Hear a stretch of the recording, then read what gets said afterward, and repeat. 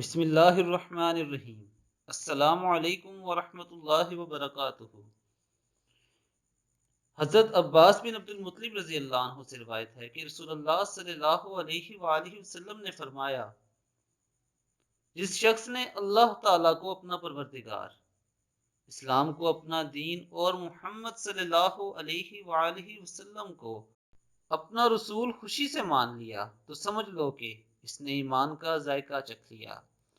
دوستو، یہ رسول اللہ صلی اللہ علیہ وآلہ وسلم کی بہت ہی پیاری حدیث ہے، اس لیے میں ایک دفعہ پھر آپ کے لیے پڑھ دیتا ہوں کہ حضرت عباس بن عبد المطلب رضی اللہ عنہ سے روایت ہے کہ رسول اللہ صلی اللہ علیہ وآلہ وسلم نے فرمایا، اس شخص نے اللہ تعالیٰ کو اپنا پروردگار، اسلام کو اپنا دین اور محمد صلی اللہ علیہ وسلم کو اپنا رسول خوشی سے مان لیا تو سمجھ لو کہ اس نے ایمان کا ذائقہ چکھ لیا۔